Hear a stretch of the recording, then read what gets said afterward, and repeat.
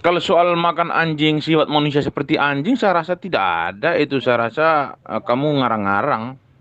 Orang di luar daripada orang Islam rata-rata makan anjing, tetapi sifatnya tidak ada seperti anjing.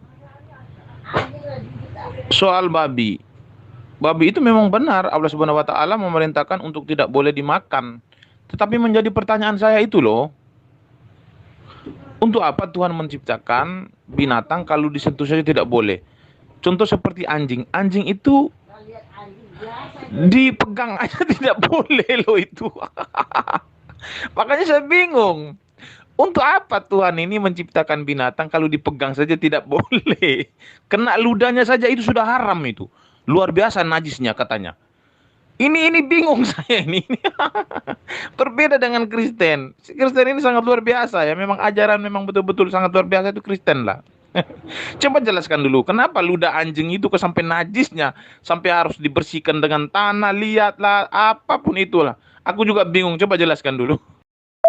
Jangan lupa subscribe Bismillahirrahmanirrahim, Iman dengan Yakin menyebut Channel. nama Allah yang Maha Pemurah lagi Maha Penyayang, Tuhan pencipta langit dan bumi, yang memberikan buku pedoman berupa Al-Quran kepada makhluknya untuk dijadikan sebagai petunjuk di dalam kehidupan. Pertanyaan yang bagus ya. Jadi di dalam konsep Islam dan agama yang diajarkan oleh para nabi terdahulu itu sudah sangat jelas bahwa ada syariat. Apa itu syariat? Hukum-hukum yang berkaitan dengan hubungan manusia dengan manusia, hubungan manusia dengan makhluk yang lain. Nah, di Al-Quran itu sangat jelas pembatasan-pembatasan apa yang kemudian disebut syariat itu. Ada ilmu fikih juga yang menerangkan itu. Nah, terkait ini itu kita masuk dalam materi najis, hadats, dan seterusnya. Al-Quran sudah jelas menyatakan itu. Nah, kalau kemudian saudara saya ini bertanya, maka saya cukup menjawabnya menggunakan kitab yang Anda pegang. Di Imamat 11 nomor 26 di situ diterangkan, yakni segala binatang yang berkuku belah tetapi tidak bersela panjang dan yang tidak memamah biak, haram semua itu bagimu dan setiap orang yang terkena padanya menjadi najis. Ini firman Tuhan kan menurut Anda? Jadi apakah karena pengetahuan saudara saya ini masih minim, ataukah memang tujuannya hanya untuk mencari-cari kesalahan Al-Quran? Itu yang saya tidak tahu. Tapi pada poinnya, memang saya akui di Kristen itu tidak ada yang halal. Semuanya haram. Bukan begitu? Nah, ini dia mungkin Bang Zulkifli sama Abbas ini yang bisa menjawab ini. Ya, ya, ya. Saya dengar dulu VN-nya. Apa jawaban dia ya? Sorry, kebalik. Di dalam ajaran Kristen itu memang semuanya ketetapan-ketetapan Tuhan itu sudah dihalalkan. Artinya dibebaskan mereka untuk melakukan itu. Bukan diharamkan malah. Justru dihalalkan semuanya. Iya, Bang Jul mengatakan bahwa pegang anjing atau ludah anjing itu atau makan babi itu sudah diajarkan nabi-nabi sebelumnya. Iya, memang benar. Nabi-nabi sebelumnya itu mengajarkan bahwa hanya makan babi atau binatang yang berkuku belah itu haram. Tetapi anjing ini loh tidak ada diajarkan oleh nabi-nabi sebelumnya. Soal babi atau binatang yang berkuku belah ini memang benar. Ini perintah Tuhan kepada Musa. Ya memang benar. Tetapi yang menjadi permasalahan ini datang Muhammad ini loh mengatakan bahwa ludah anjing juga tidak boleh kena. Ini yang membingungkan saya. Kalau soal makan daging babi diharamkan, itu mungkin atas rencana Tuhan. Karena Tuhan ingin menguji umatnya ini. Sampai di mana ketaatan umat kepada dia. Maka Tuhan melarang tidak boleh memakan babi. Ini satu bentuk ujian. Ujian iman. Supaya manusia ini taat atau tidak kepada Tuhan. Ya saya setuju. Tetapi yang menjadi masalahnya ini ludah anjing ini loh. Ludah anjing saja tidak boleh. Anjing saja tidak boleh dipegang. Nah ini membingungkan. Kalau sudah seperti ini, untuk apa Tuhan ini menciptakan binatang? Ini yang menjadi pertanyaan ini. Belum bisa dijawab oleh teman-teman Muslim. Mungkin Bang Jul bisa menjawab ini. Baik, Bang. Jadi dua hal yang ingin saya utarakan terkait dengan pertanyaan Abang ini ya. Yang pertama, di dalam ajaran agama Islam itu ada syariat. Syariat itu hukum-hukum yang terkait dengan fikih dan seterusnya.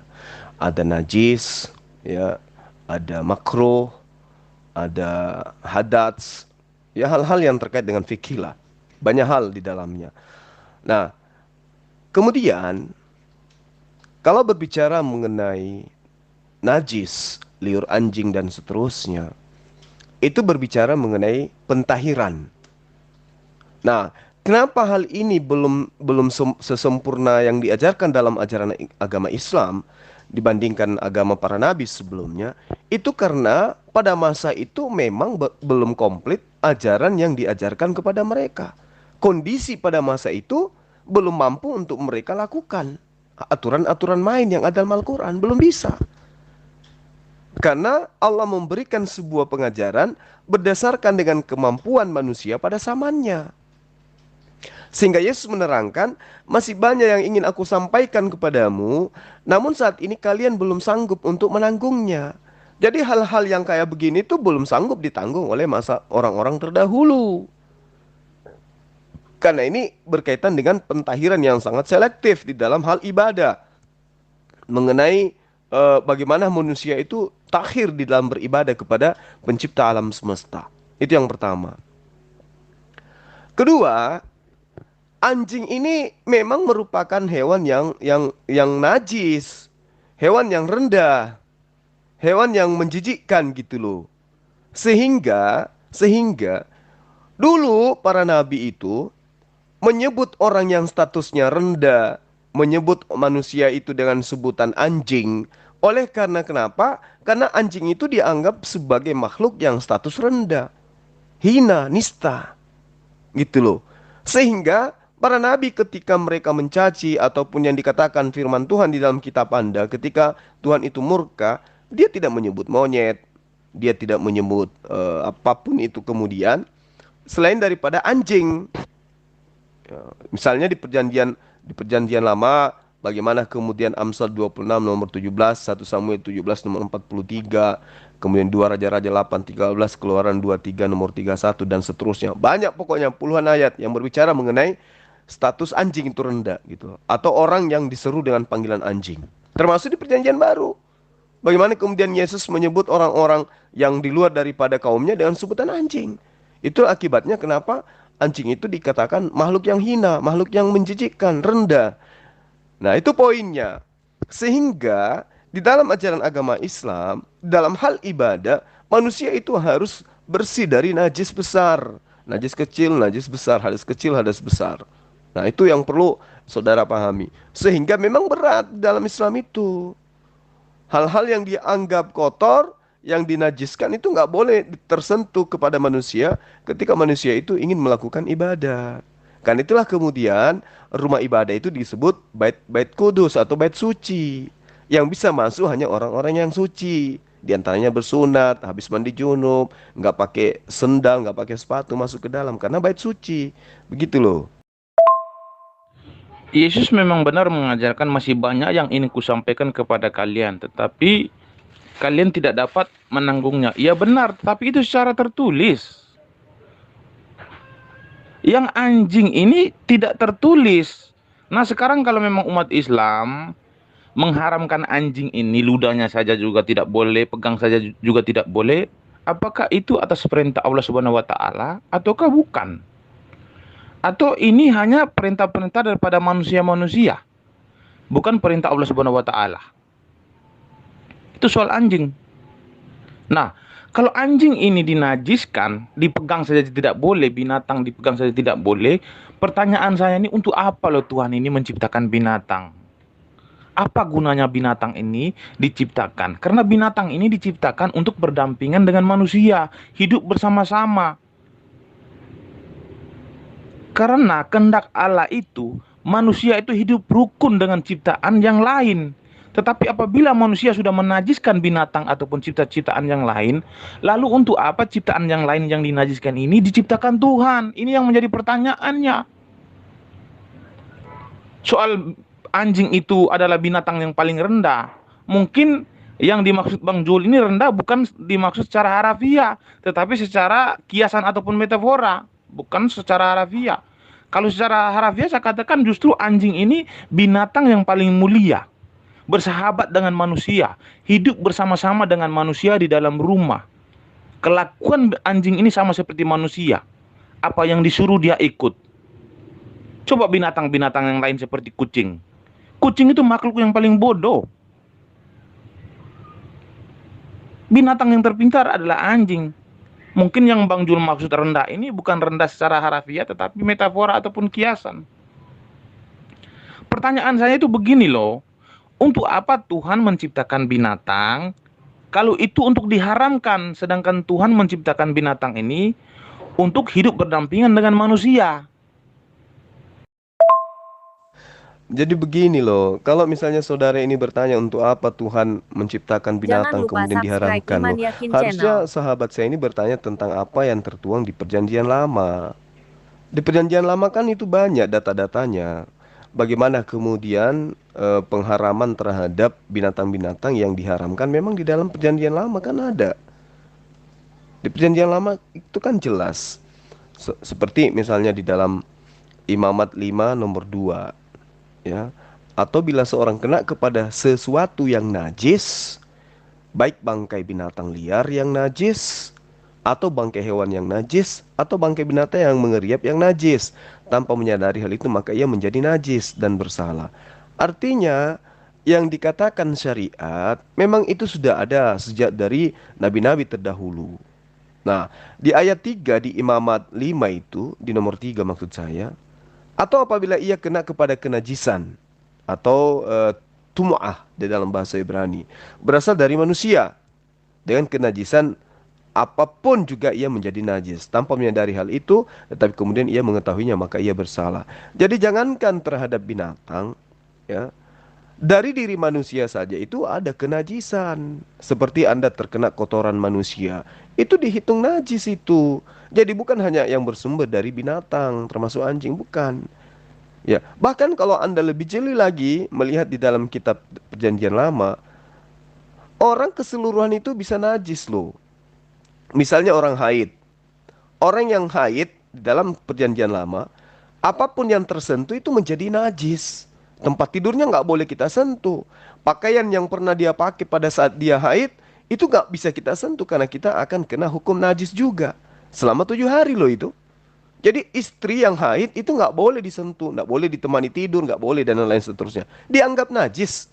Apatah lagi yang sudah ada kaidah pennajisannya dari kitab, baik Al-Quran maupun Perjanjian Lama. Begitu. Bahkan orang yang kena penyakit kusta itu dianggap najis loh di dalam Perjanjian Lama. Kan luar biasa tuh. Nah, itulah kemudian kenapa hal-hal ini terjadi. Karena Tuhan itu menginginkan kita untuk tahir, suci di dalam pandangan Islam. Nah, terkait dengan binatang anjing, kalau di Islam juga ada petunjuk tentang itu. Ya, boleh memelihara anjing. Islam itu boleh memelihara anjing. Selama anjing itu untuk menjaga hewan ternak, untuk berburu, untuk menjaga tanaman atau menjaga rumah itu boleh. Tapi seboleh-bolehnya kita memelihara anjing, kita juga kudu harus menjaga kenajisan itu, termasuk liurnya gitu loh. Jadi tidak ada di Islam itu boleh memelihara anjing, nggak apa-apa. Tapi kenapa kemudian umat Islam itu mayoritas tidak memelihara anjing? Karena mereka tidak mau direpotkan dengan kenajisan itu.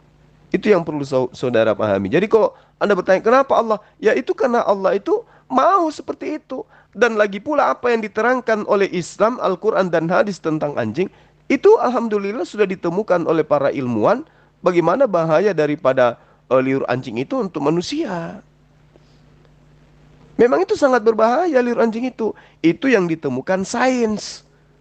Jadi 1400 tahun silam pelarangannya sudah ada, faedahnya ditemukan di sains saat sekarang.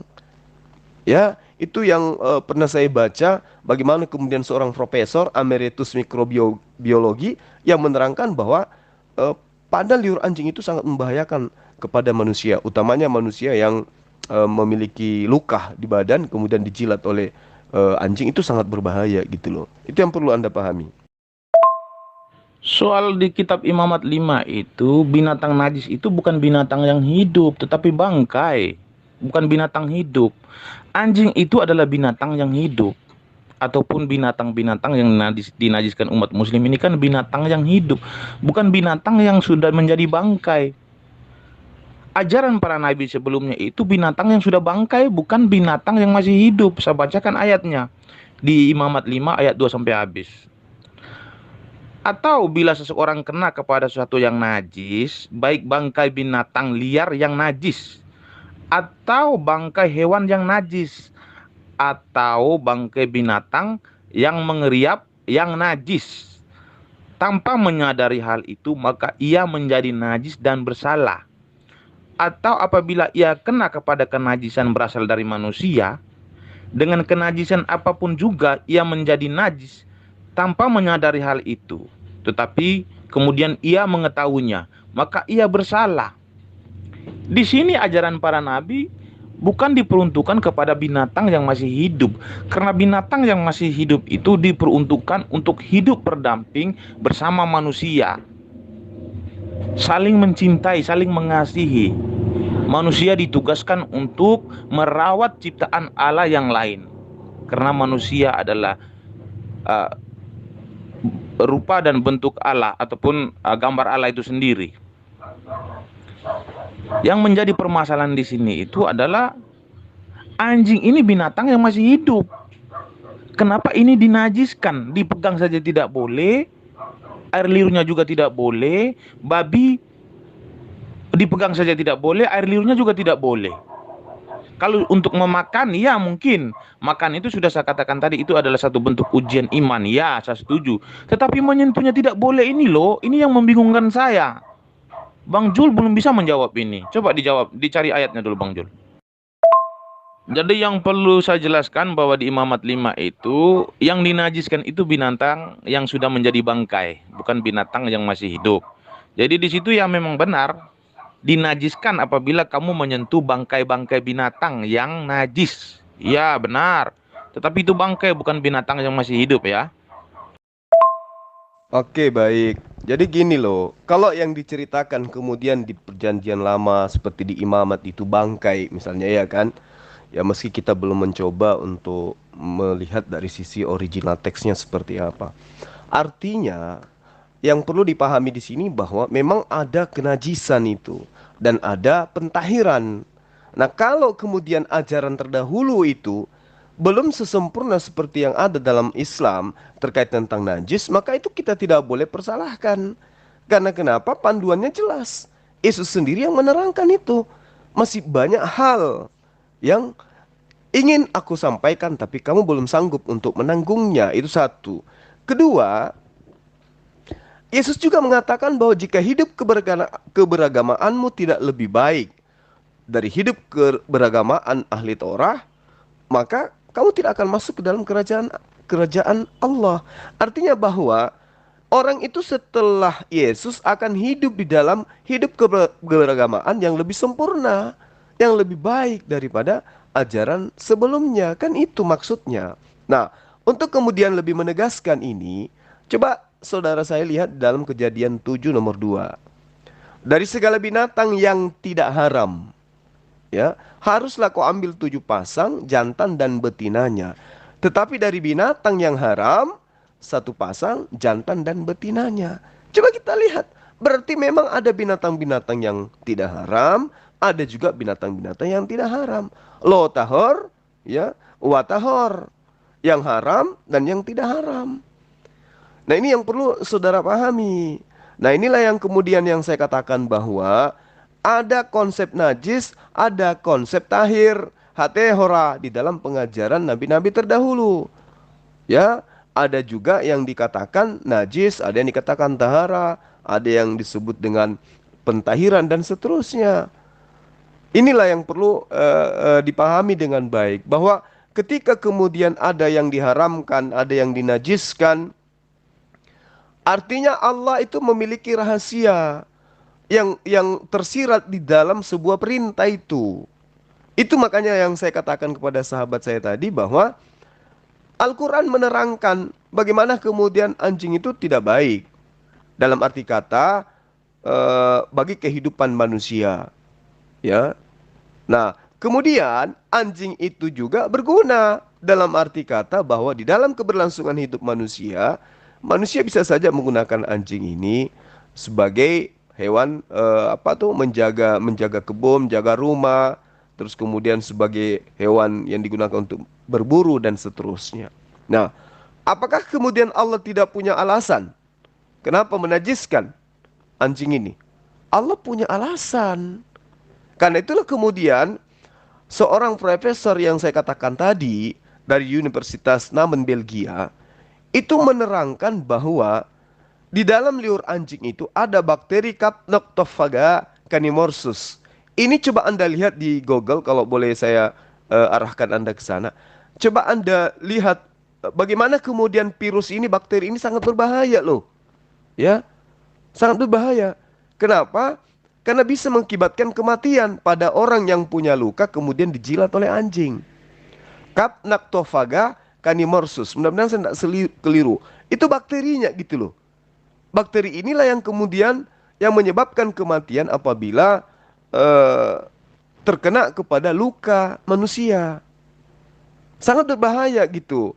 Inilah alasannya salah satunya kenapa dinajiskan.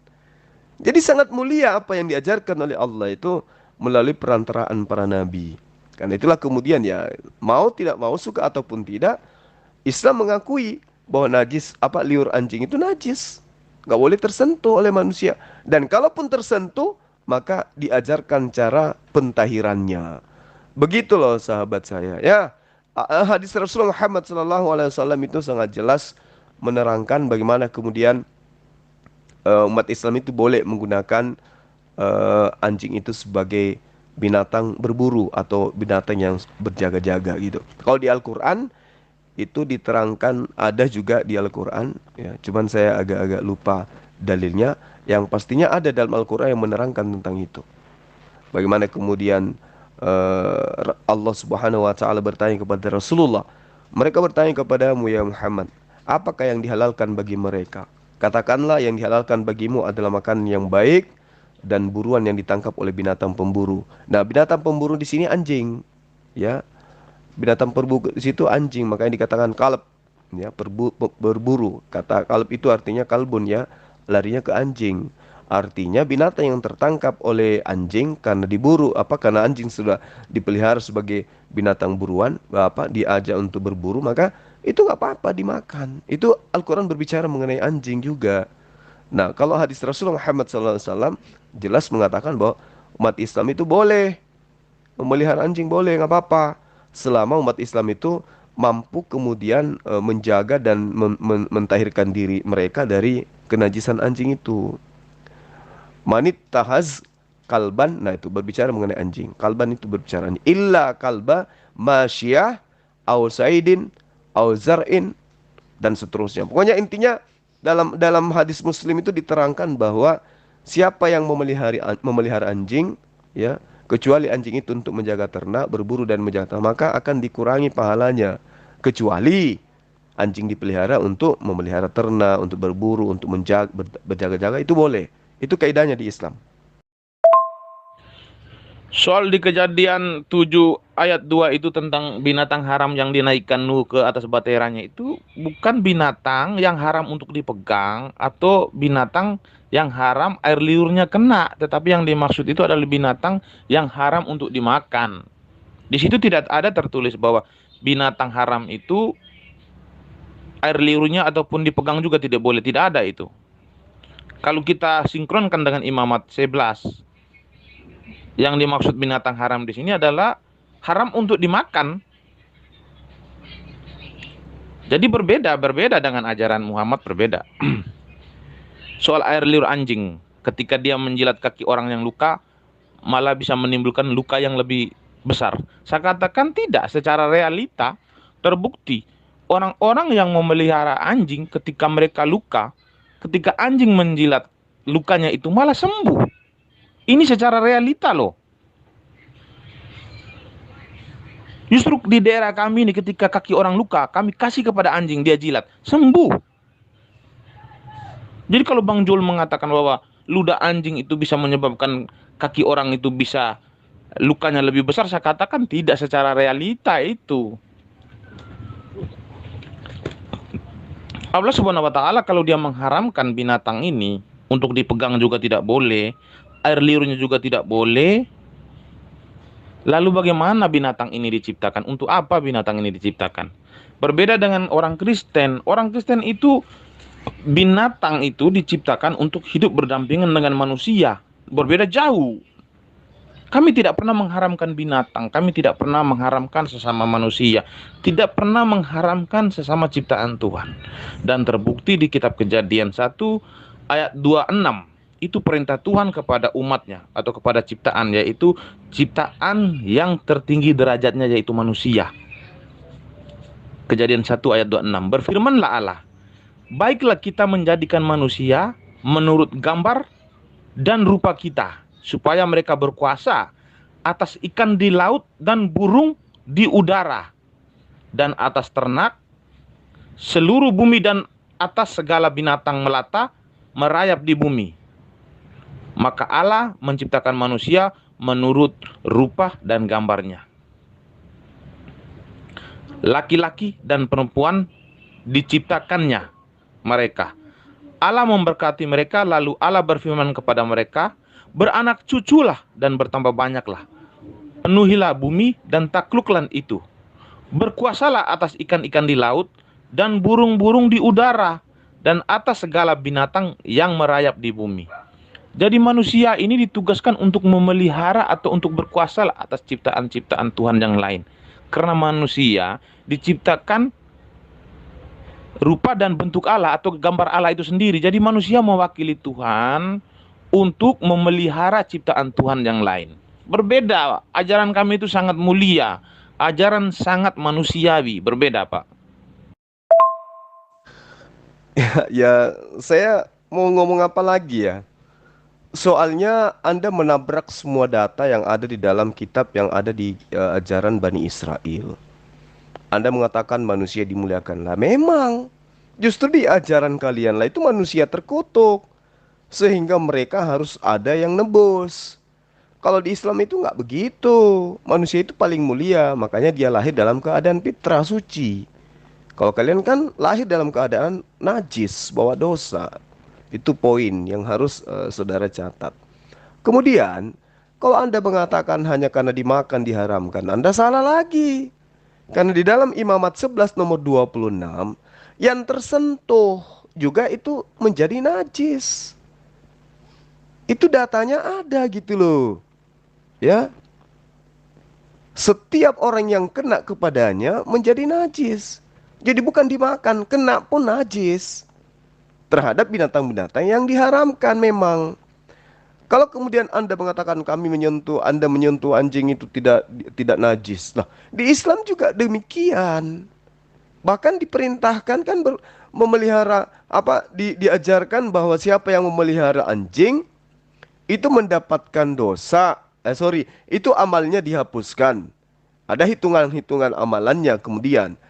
Kecuali, ada pengecualian, illa untuk berburu, untuk berjaga-jaga dan seterusnya itu boleh. Itu tidak dilarang. Tidak ada pelarangan itu. Tapi kemudian terkait dengan liurnya itu najis. Ada cara mentahirkannya. Nah, itu juga diajarkan dari kitab-kitab terdahulu. Yang disebut najis itu adalah hewan-hewan yang memang sudah ketetapan Tuhan najis bagi manusia. Imamat 11 nomor 26 itu jelas loh itu. Ya, haram semua itu bagimu dan setiap orang yang kena kepada hewan itu juga menjadi najis. Kalau kemudian sahabat saya menjadikan alasan bahwa binatang itu dicipta untuk ini. Loh, terlalu jauh Anda mikir ke binatang. Manusia itu dibentuk dan dicipta serupa dan segambar dengan Tuhan katanya menurut Anda, ya kan? Tapi faktanya kenapa kemudian wanita itu menjadi najis ketika dia haid? Tidak boleh ada yang sentuh dia.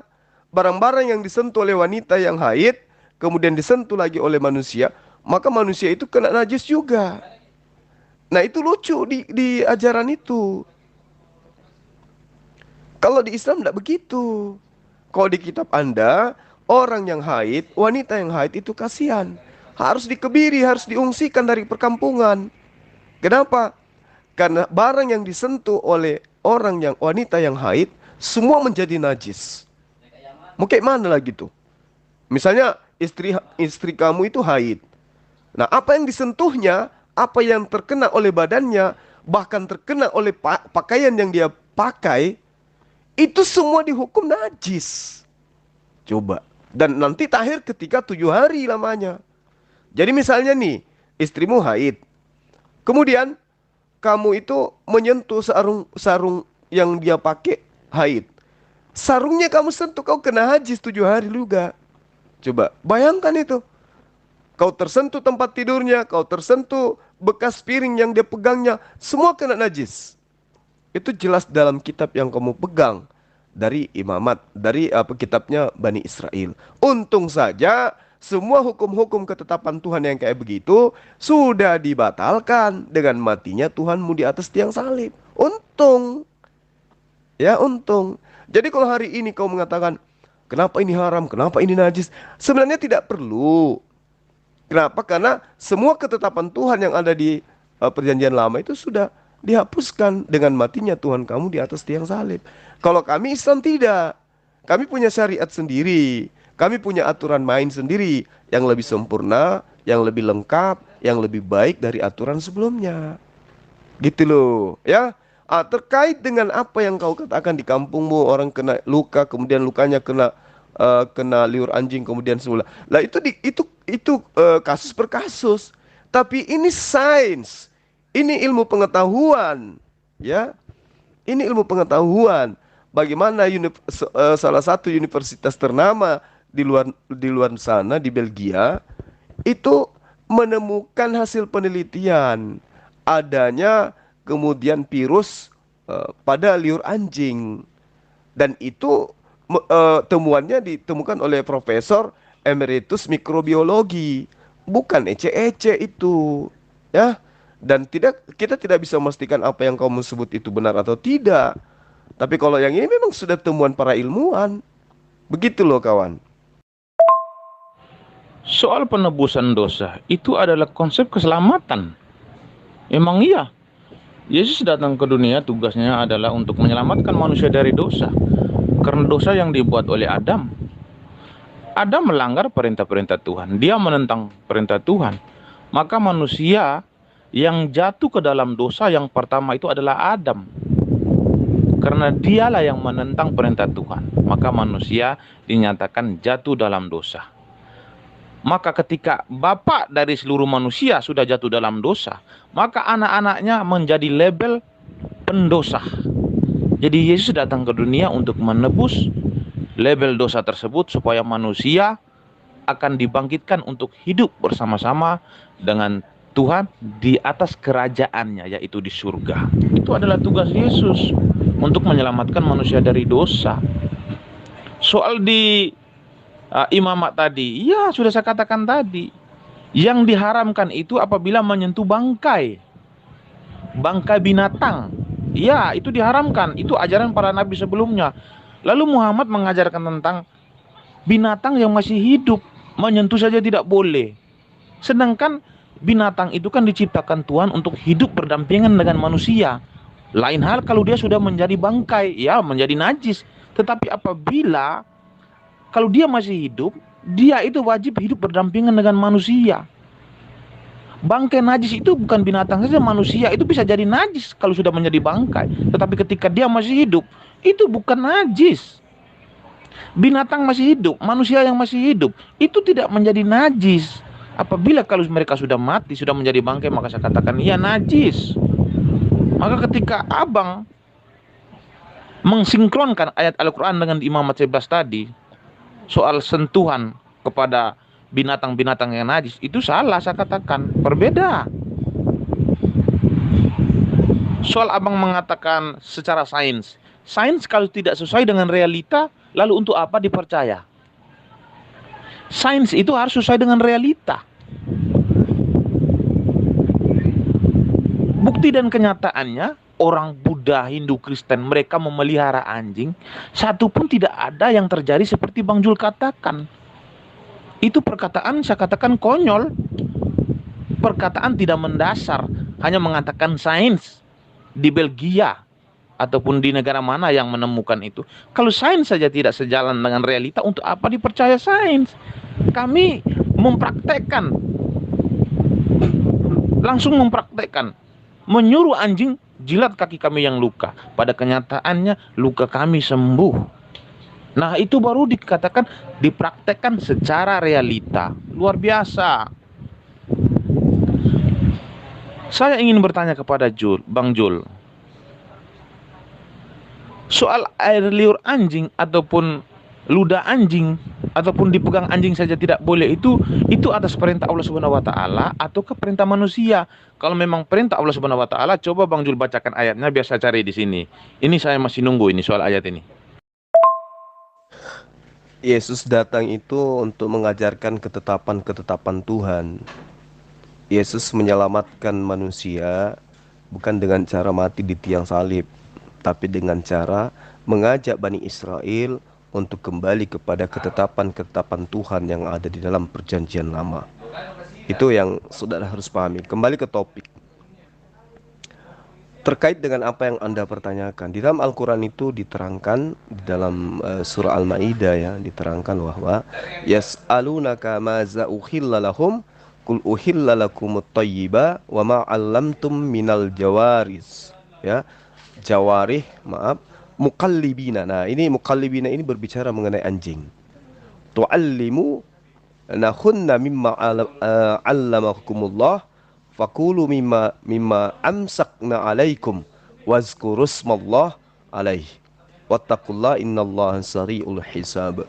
Jadi ayat suci Al-Quran itu menerangkan bagaimana kemudian Rasulullah Muhammad SAW itu diperintahkan untuk berkata, apakah yang dihalalkan bagi mereka? Katakanlah, yang dihalalkan bagimu adalah makanan yang baik-baik dan buruan yang ditangkap oleh binatang pemburu. Nah, binatang pemburu yang dimaksud sini adalah anjing, kalbun, yang telah kamu latih untuk berburu, yang kamu latih menurut apa yang telah diajarkan Allah kepadamu. Maka makanlah apa yang ditangkapnya untukmu. Jadi makanan atau hasil buruan yang didapatkan oleh binatang yang sudah dilatih untuk berburu itu boleh kita makan.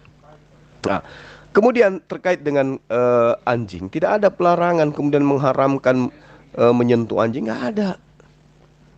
Yang ada itu tersentuh najis, tersentuh liurnya itu najis.